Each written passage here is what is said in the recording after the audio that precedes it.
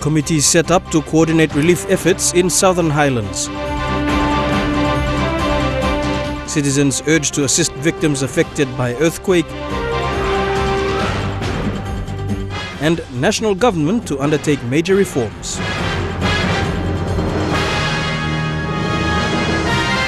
This is the National EMTV News with Meriba Tulo. A very good evening. Thank you for joining us for Friday's news. 2 committees have been established to coordinate relief assistance to communities affected in Southern Highlands province. Governor William Powie says the disaster coordination team will be tasked to assess the damage done to services and see how best restoration will be done. Governor Powie says the current death toll is at 20. However, unconfirmed reports might see the death toll up to more than 100. Speaking in Port Moresby this afternoon, Governor Powie says the 2 committees will be tasked to coordinate relief assistance, assess scale of damage and report to stakeholders. Governor Powie says the devastation is massive and relief and assistance is now the priority. So this preparedness is critical. So we can take stock, we can assess and we can mobilize to deal with our people's restoration of services and restoration of lives in the communities. While the death toll is at 20, Governor Powie says assessment by the coordination team will be critical so relief assistance and medevac of the injured will be carried out. 2 coordination teams have been established. One will operate out of Mendi while the other in Port Moresby.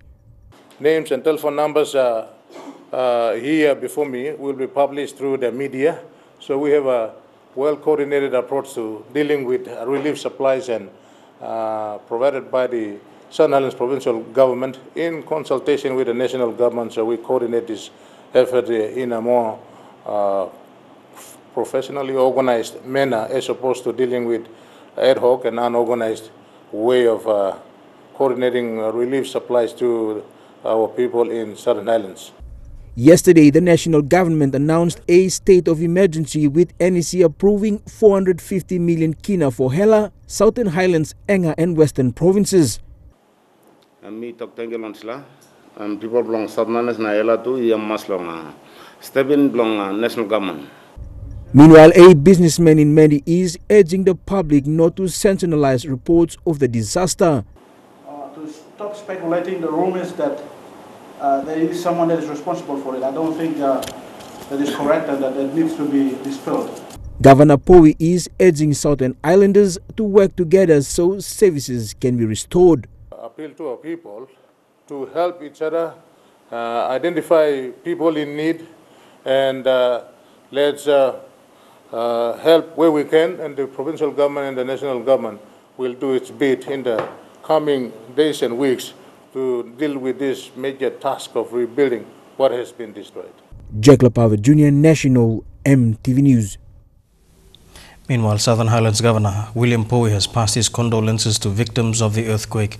Governor Powie says the earthquake is a natural disaster and the sudden death of many is unfortunate. He says the provincial government will coordinate relief and help restore services to affected communities.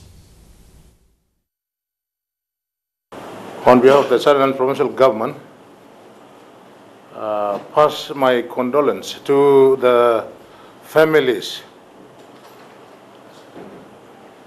who have lost loved ones as a result of this very horrific earthquake that struck the whole of Southern Highlands and Hela.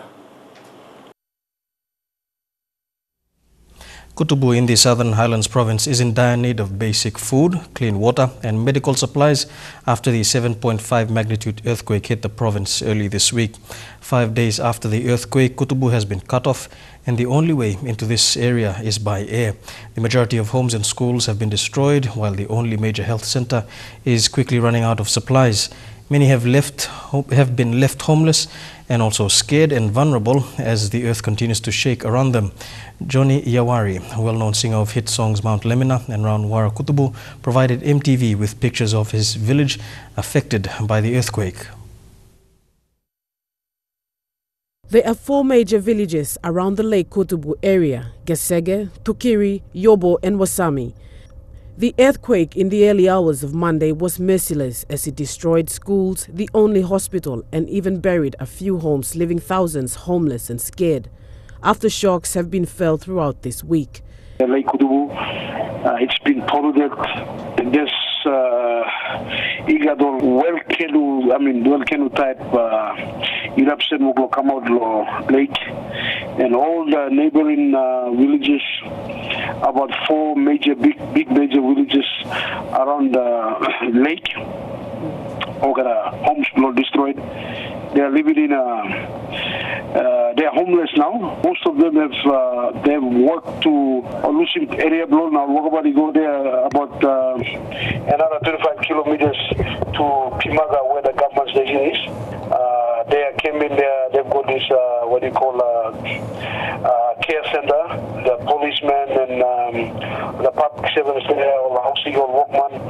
They are doing a care center. They've built about three cell house. Lake Kutubu remains the major source of livelihood for communities. Mr. Yawari says the lake has swelled up since the earthquake, creating fear among the people. The gardens, which also sustain the Lake Kutubu communities, were also destroyed in the quake. Very severe damage. All the properties gone. I'm also here. Some of my properties also gone. Word of 100 to a million kina worth of property. We built a new school, teachers' house, staff houses. All the classrooms are gone. It's on the ground. These are some of the major impact. And also Kutubu High School as well. To make it worse, there's no road link. All the road link from Medi to Kutubu it's closed. We don't know how many damages the road has caused. And then the road from access from Pimaga to Moro is also closed. And there's no road. Only transport from the lake is also affected as well. So now we are using only way to Kutubu is through Choba. Though a disaster team had flown over the area yesterday, Yawari says what the area needs immediately are basic emergency supplies. Medical supplies is one of the major immediate needs at the only hospital, Pimiga Health Center, which has been serving thousands of the people on the lake area since Monday. We've got about 3 deaths, confirmed deaths on the Pimaga side, and we've got also about 12 deaths up on the Homa Power, which is on the Moran side. That's confirmed death, and then through Ben area. At the moment right now is there's no food, there's no water. All the people are in the care center at Pimaga. I went there. I talked to the committees there, the care center there, so no food, no whatever. And then at the same time, there are shortage of medicine because Pimaga Housing is taking care of all the injuries all through Kutubu. So at the moment, there are shortage of medicine supply. Mr. Yawari also expressed major concerns over the slow response by the national government as well as ExxonMobil and Oil Search, who have been conducting drilling for gas and oil in the area as part of their projects. Oil Search and ExxonMobil, since the disaster, they have never assist or come and at least not even a or not even they've never come and see our people, and they are just right there. When the disaster happened, they were getting their own people out of Moro. How many charters and choppers out? While my people are just dying. My people are just starving. My people are just getting homeless. My people are getting all this pain. I'm not saying them giving us money or whatever. Just at least they come and support with food rations or support with at least medicine, or at least try and uplift some of these guys. At least them out to many for hospital to get them checks. So that has never been done, and now it's almost 5 days now. So I'm really upset with Exxon and also Oil Search for that. I think local government has never come. I don't know, for some reasons. Maybe they will send their choppers in there, but we're still waiting for them. Stacey Yallo, National, MTV News. The NCD Walk for Life this Sunday will be dedicated to the victims of the earthquake in the Highlands region and Western provinces. NCD Governor Paul Sparkop is inviting all city residents to turn up this Sunday at the Ella Beach Ring Road at 6:30 a.m. to show support for the disaster victims. Governor Sparkop said NCD will contribute in cash or kind to the affected areas, and a donation tent will be put up on Monday at City Hall for people to donate. Emergency, there will be a controller, of course. The NCD governor described the recent earthquake as a thief who sneaked into the night and caused so much damage to innocent communities.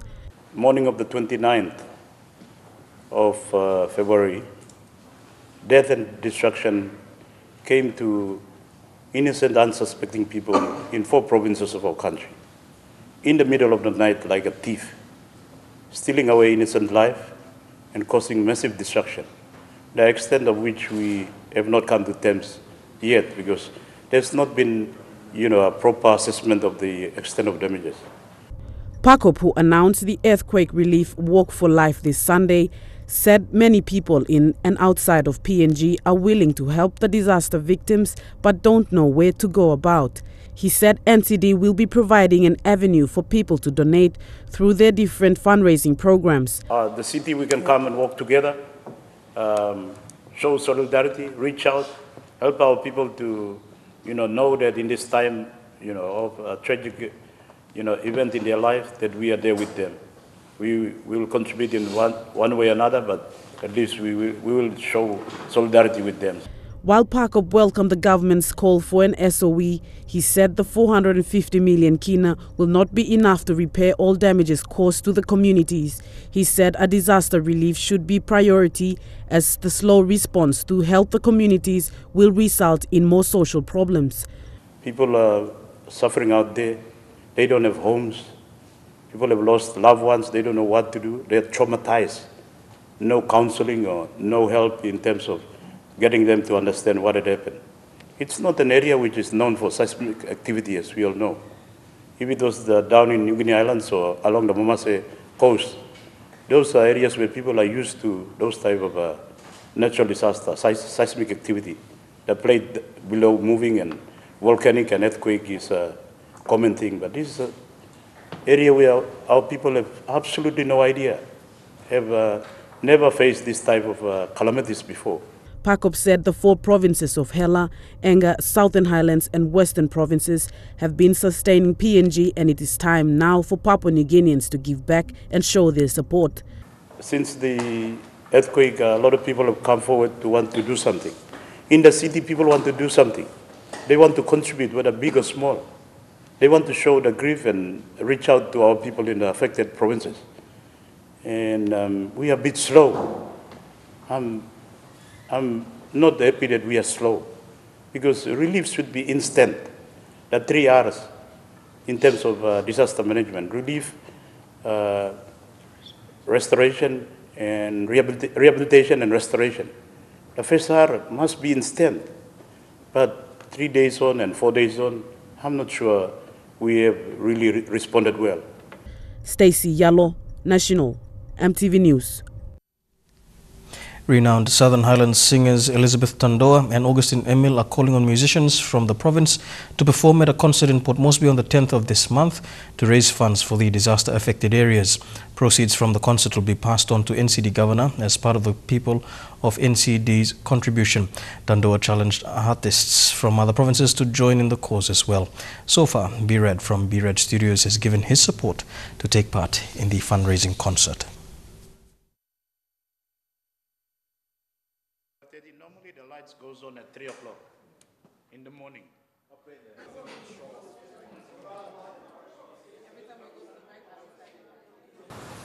The people who have money come with money at this time to support those who are in pain and need our relief at this time. Those who have clothes can come with clothes. Like myself, I'm a musician. I don't have that money, but I have the talent. So I want to use that talent to give back what I can to my people. So I'm appealing to all musicians to do this without being paid. Do this for our people who are suffering and dying out there. We cannot point our fingers to the government saying that our politicians in Ella and Southern Highlands are not doing anything.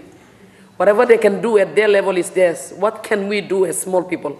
What can we do for our people? On a related note, PRK Mendy Muruks have dedicated 25 days before the start of the Intercity Cup competition to raise funds to assist earthquake victims in Southern Highlands.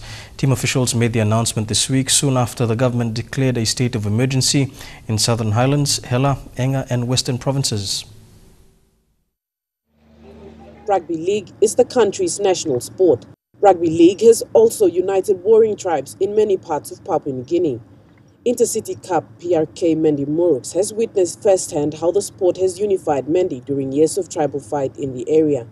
The team will be using the sport to raise funds for victims of the recent earthquake that shook the province and other affected areas as well.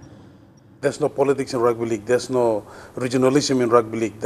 Like Emmanuel said in his opening remarks, rugby league is a unifying event that unifies, and it's been evident in our province. A couple of years back when there was tribal fight in the province, rugby league was the only thing that kept the province together. And it's fair and fitting to see rugby league coming together like this to turn around and give a hand to help the livelihoods of people that are affected. The team will start its 25-day relief program in Port Moresby at Apex Park this Saturday from 3 p.m. to 5 p.m. and are calling on all city residents to come and show their support. Like Emmanuel said, we got other programs that we will do it until the proper season starts. We're having a first get-together on Saturday. It's going to be 3 o'clock at Apex Park. Isaac says the fundraising program will be extended to other affected areas of Hela, Enga and Western provinces as well. The team will also be donating a certain percentage of its merchandise sales towards the fundraising. In addition, a bank account will be opened and a Facebook page created under the theme Southern Highlands Yumibung na Kirap one time. On the 10th of March, we will be moving over to Ley. We have a dinner program set up for Ley, and then that's on Saturday. And we have after the corporate dinner, we have the Mendy Muruks and Ley Snacks Tigers game on the 11th on Sunday. So that's the first of the two trial matches. And then on the 17th of March. On the 17th of March, we have a corporate dinner here in Port Moresby. And on the 18th, we are hosting the Wigman and the Mendy Muruks here in Port Moresby. And we are looking to lock into, on the 25th, we are appealing to Stanley and his team if they could give us a home game on the 25th of March when the Digital Cup kicks off. And that is when we conclude our short-term duration of what we want to do. Pastor Isaac also thanked NCD Governor Powers Pakop for inviting the Mendy Muruks to the Walk for Life program this Sunday as a way of raising awareness for the disaster appeal activity by the team. Interested participants for this Sunday have been asked to wear black to participate. Stacey Yallo, National, EMTV News. You're with Friday's News. We'll have the day's other stories after these messages, including the final day of the 2018 Leaders Summit. Stay tuned.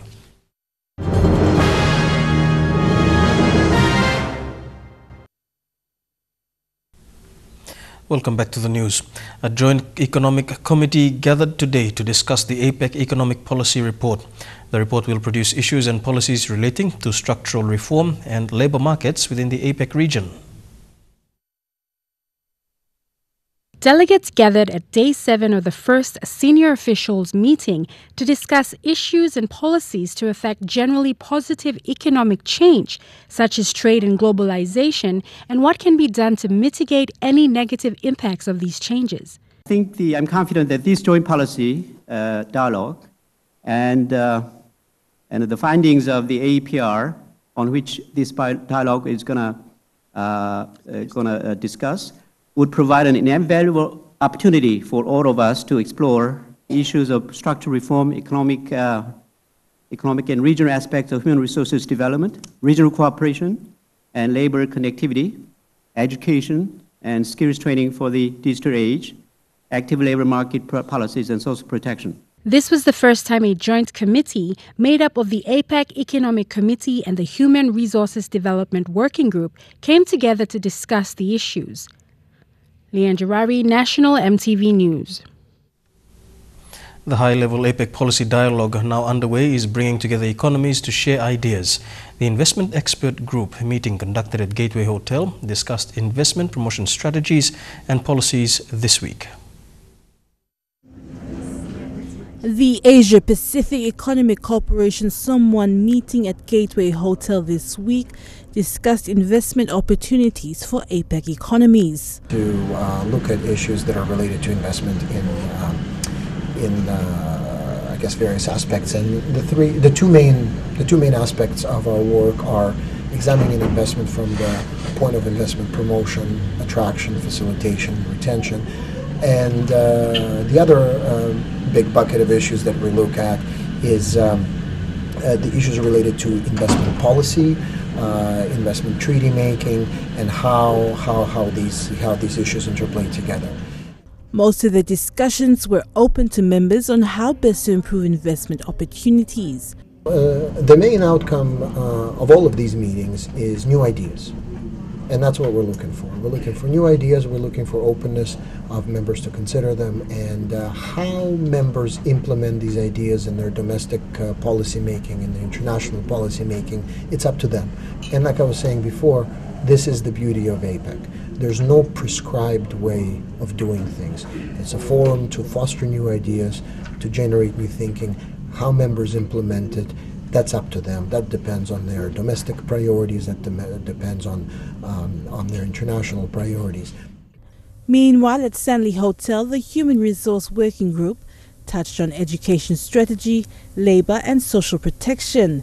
The final day brought together all economies to deliberate on labor marketing and social inclusion, using APEC as the regulating commission to deliberate on all issues affecting the labor market across the region. Data availability was the main challenge that was deliberated on by the experience of economies. The challenge was to have more research data from private and public sectors. Adelaide Xerox Kari, National, EMTV News. 120 recruits from the Papua New Guinea Defence Force have completed the final dawn exercise over the weekend. This exercise is the latest requirement each recruit have to undertake before passing out from the PNGDF training depot. It was conducted on a morning this week with 4 platoons, 2 on the attacking and 2 on the defensive side. The drill prepares soldiers on how to launch an attack, disarm the enemy and minimize casualties. The exercise ended with a 9-kilometer march from the Laloke Bridge back to the training depot. The recruits will graduate tomorrow. The national government will be undertaking some major reforms in key government areas in 2018. This was announced by Prime Minister Peter O'Neill today at the close of the 2018 Leaders Summit in Port Moresby. Over the last 3 days, leaders from the national, provincial and district levels have presented on their experiences in service delivery at the 2018 Leaders Summit. Prime Minister Peter O'Neill concluded the meeting today. In his remarks, the Prime Minister announced a few priorities for the government in 2018, among them reforms to the public sector, which continues to be a major expenditure item for the government in every budget. As I said, we will restructure it so that we can align ourselves with the provinces and the districts in a much better fashion and reduce the number of people in Waigani. We all need to go out to the provinces and the districts. In addition, the Prime Minister has also committed to electoral reforms, which will include the appointment of members of the Electoral Boundaries Commission. So we will split up a few of the big electorates in the country so that the attention to those electorates can be far better than what we are giving today. Some electorates have got up to 200,000 people and some have got on average of 30 or 40,000. So we have to balance the population to the boundaries. So that will be announced before the end of this year. Certainly, well before June, we're getting a few names so we can pass it on to making the announcement. Furthermore, reforms within state-owned enterprises are also a priority of government, with SOEs to undergo changes, among them merging SOEs with similar functions to save on costs and increase productivity. It's not a pleasure to me that I want to displace Papua New Guineans out of a job. But if you are not performing, I have no choice. You give me no choice. It doesn't matter where you are from or who you are. We all need to step up. The Prime Minister has also committed to ensuring that project agreements within the extractive industry are properly looked at with a view to have future earnings kept in country as opposed to having offshore accounts, which will go a long way in addressing foreign currency issues currently being experienced. But the rest of the export revenue must come back to PNG. So you can pay your salaries and wages and your supplies from here. We'll give you foreign currency accounts. And you can do it, but foreign currency must come back so that Papua New Guineans also know that money that has been put on paper as an export is also coming back, so they are accounted for what has been exported. Chief Migration Officer Solomon Kantha has met with Thai immigration officials in Bangkok this week. The visit was an opportunity to explore further efforts to modernize and strengthen PNG's borders. Mr. Kantha said Thailand has considerable experience combating people trafficking and other irregular migration activities. Mr. Kantha said the tour reinforces ICA's plan in modernizing security at our borders. The ICA is committed in expanding its capabilities into online visas, electronic passports and an integrated border management system. Telecom PNG today announced 5 winners for its 18th draw. 5 lucky winners are drawn every Friday in the 1,000 kina draw. Customers become eligible once they have topped up for 20 kina or more on Telecom's variety of products from ADSL, the 4G mobile network, online portal top-up or ride prepaid cards, and this week is draw number 18 of its top-up and win cash promotion. The 5 winning numbers are 982 8624 7844 7777 983 5116 475 1104 and 325 2239. A total of 90,000 kina has been given away, with 10,000 kina still up for grabs. Here with National EMTV News, we continue after these messages. Don't go away.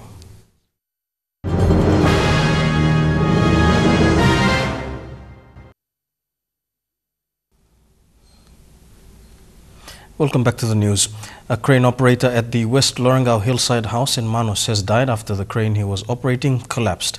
Police reports state that the deceased was lifting a heavy-duty power generator when the crane lost its balance and capsized. The deceased is from the Morobe province and was working as a construction worker at the refugee camp.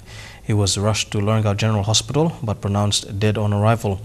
Manus Police Commander Chief Inspector David Yapu says an autopsy will be conducted. The incident occurred on Wednesday this week. Food and beverage company Laga Industries has announced its support for women's cancer awareness. It is a 1-year partnership with the PNG Cancer Foundation. A percentage of every Tropical Oasis bottle of water sold will be donated to the PNG Cancer Foundation. Throughout the months of September, October and November, Laga Industries will be supporting the work of the Cancer Foundation and Women's Cancer Awareness. Laga Industries will be donating part profit from the sale of the Tropical Oasis purified water to the foundation. With the fight against women's cancer, it's obviously a big drain on the economy, and in this country it's very important we look after our mothers and wives and daughters because they're the future of the nation. So the way the arrangement will work is from every... PNG Cancer Foundation Chief Executive Officer Dari Toka Jr. said this partnership will generate the much-needed funds to continue education and awareness programs in 2019. And they get a speaker that comes in and talks to them about prevention on women. Pinktober, Women's Cancer Awareness Month, runs throughout October and focuses on cancers that affect women in PNG. The volume of bottles we sell of Tropical Oasis water, it will add up to quite a substantial sum of money for the Cancer Foundation's fantastic work. So, Lilian Sopera Kinea, National EMTV News. Teachers of 6 schools in NCD have completed a water, sanitation and hygiene workshop to execute the WASH policy in their respective schools. The schools are Woodstrip, Tediro, St. John's, Tokorara, Boraboa, Hagara and Bomana. It covered practical ways to keep the school environment, including the classrooms, school grounds and the toilets, clean to meet standards. This training workshop has also made the teachers aware of diseases that can be prevented if hygiene is practiced in the schools continually. Schools will now develop their action plans linked to the national WASH policy. 14 female students from Sacred Heart Teachers College at Bomana are successful recipients of the Miss Pacific Island Pageant Scholarship Fund. Finance Officer of Sacred Heart Teachers College, Harriet Wasina, says that this scholarship will help the female teacher students complete their studies.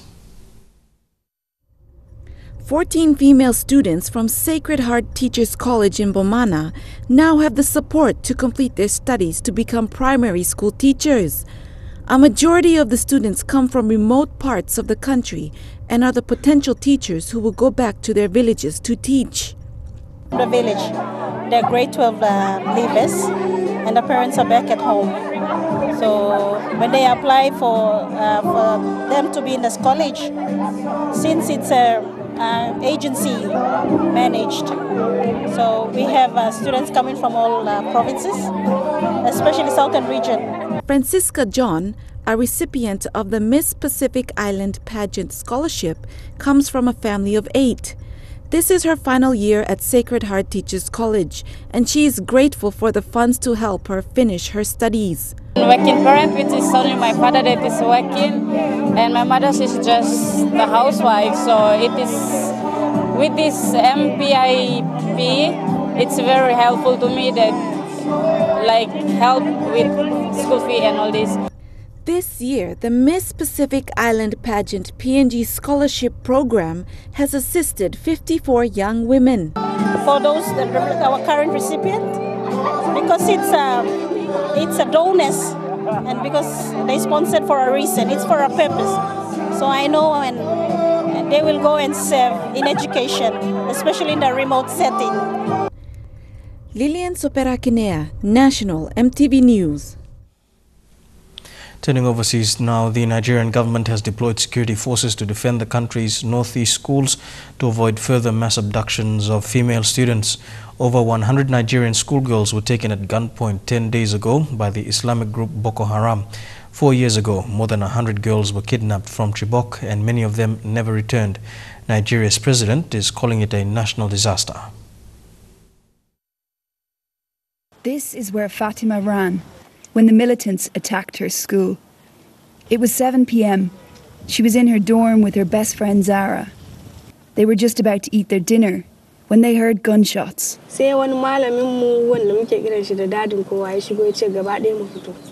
One of our teachers told us to come out.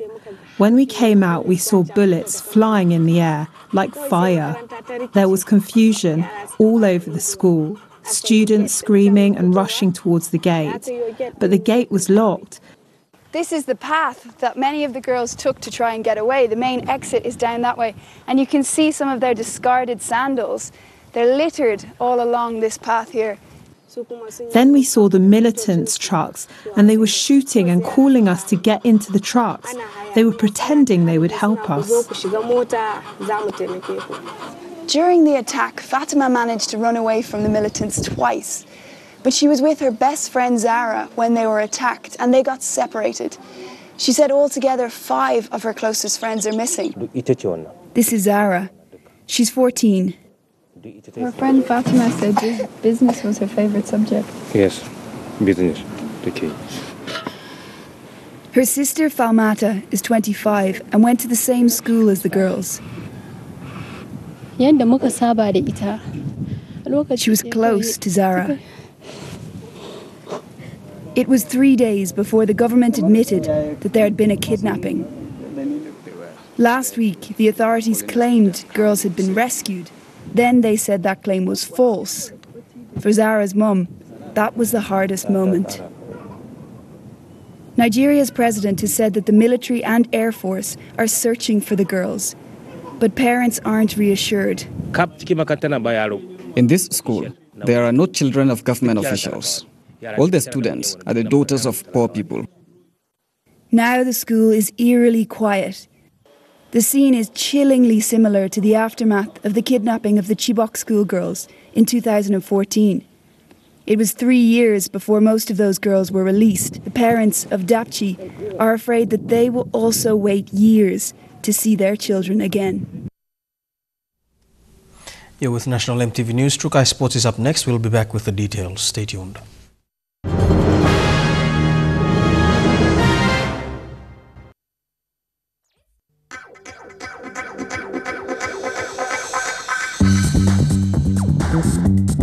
Trukai Sports.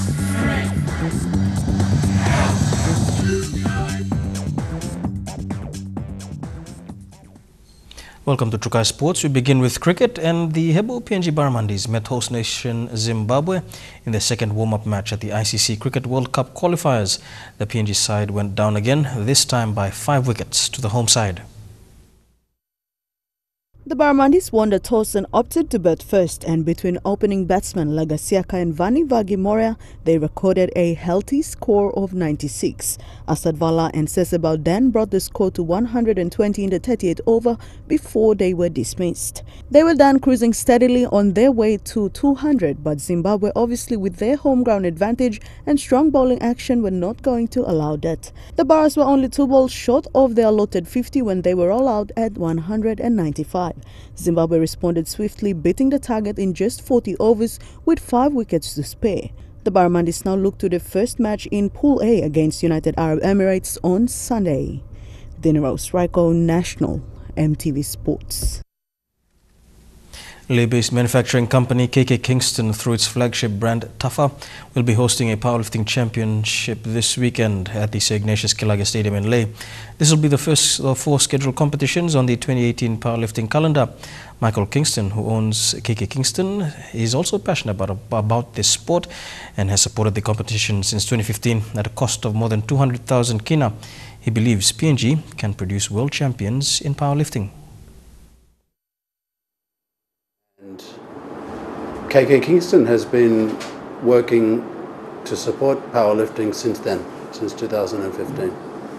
And what we are aiming to do is to grow the sport by giving our local athletes an opportunity to compete and to train using the correct equipment and to have a proper qualification system to qualify for the national team to represent PNG, both at the South Pacific Games next year, but also at events like the World Championships, Oceania Championships, and other international events. As what the PNG Powerlifting Federation would like to do is to see that the PNG's best lifters are able to represent the country overseas. Our long-term goal is to see powerlifting continue to grow in PNG and become one of the premier sports that the country is able to use to represent to the rest of the world. I have been of the belief for a long time that PNG should be producing many world champions in this sport. We have a natural God-given ability. Papua New Guineans, men and women, are very strong. And what they need is an opportunity to develop that God-given talent and to show that in competition both nationally and internationally. To netball now, and the Snacks Mermaids Netball Club was given a further boost with a 40,000 kina from longtime supporter Lay Biscuit Company through its Snacks brand. The Mermaids are the 2017 minor premiers in the Port Moresby Netball Association Premier Division. A timely boost of 40,000 kina by Lay Biscuit Company through its well-known Snacks brand will go a long way for the Mermaids. On hand to present the check was Lay Biscuit Company's Southern Region Sales Manager, Lacey Ori. Of us saying thank you to our loyal consumers for the patronage over the years. It's quite remarkable that we've been engaged with netball, especially with Snacks Mermaid, for 25 years now. And we hope to continue this relationship and and strengthen that part of the sporting court as well. Snacks Mermaids president Paul Kasman was grateful for the ongoing relationship that the club has with the company. The club's been really successful because of the support that we are getting from company, Lay Biscuit Company. And like I said, I want to thank Mr. Ori and Mr. Chow for their belief in the girls, in these young girls. Mermaids head coach Richanda Lay Kasman knows the financial difficulties faced by the clubs in the city, and this sponsorship will surely put the club in a good state before the competition resumes. I mean, it gives us the opportunity to provide them with extra equipment, the whole club, that is with uniforms, to ensure that administrative-wise we're sorted. It's also very expensive to run a club, you know. The Snacks Mermaids team has been successful in the past season with their A-grade division and the Premier grade finishing runners-up last year. Evident of the club's success is Raylene Andrews, bursting on the international scene in 2009, and current export Japheth Tulapi. Back in 2009, we had young Raylene go down to the Southern Coast Jags on the Gold Coast, and we've got the same opportunity with Japheth Tulapi also trialling last November in Brisbane. We travelled down with her and she was successful. It's the Open Queensland State National League, and she's in the Tier 2 competition, and she starts in May, but her pre-season has already started, so she leaves next Wednesday. Meanwhile, the future looks bright for the club with a crop of young talent coming through the ranks. We've got a couple of young budding players coming through. We've got Raylene's younger sister, Isabel Rokena. She's coming through. She started off last year. We've got a 16-year-old shooter, Kapaila. She's come through as an under-17 player. She's a shooter, one to look forward to watching this year. We've got a couple more players coming through that are in the current national squad who are still under the age of 25, which is still pretty young for a netballer. So the Port Moresby netball competition is likely to commence in April. Shane Saroya, National EMTV Sports. And we'll be back with more of Trukai Sports after these messages. Don't go away.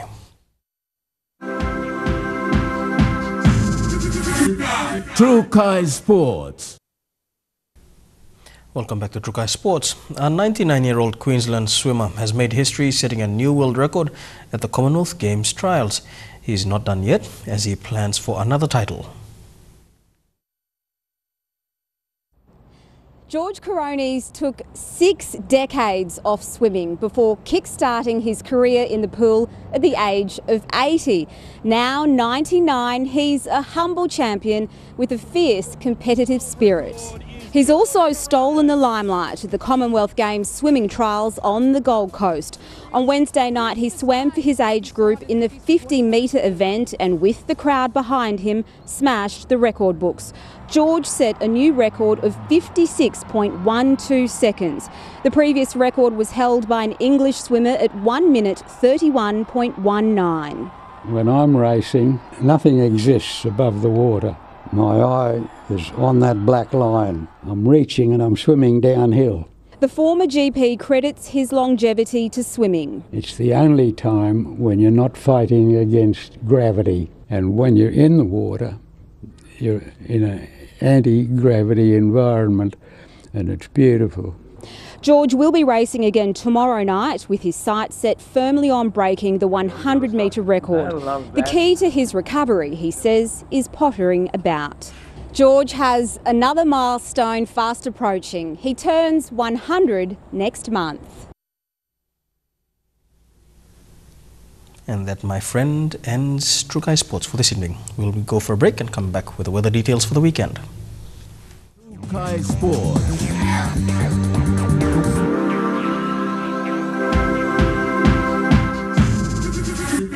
Trukai Sports. The weather details are proudly brought to you by Dulux Weather Shield. Worth doing with Dulux.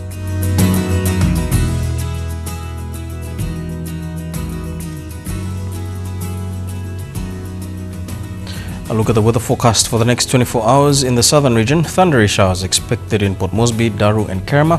Showers as well for Alotau and Popondetta.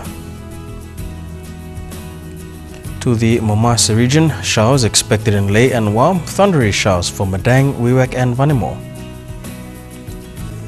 To the New Guinea Islands region, thundery showers expected in Lorengau, a shower or two for Kavieng, Kokopo, Rabaul, Kimbe and Buka. And in the Highlands region, Mount Hagen, Goroka, Kundiawa, Mendi and Wabik can expect thundery showers over the next 24 hours with morning fog.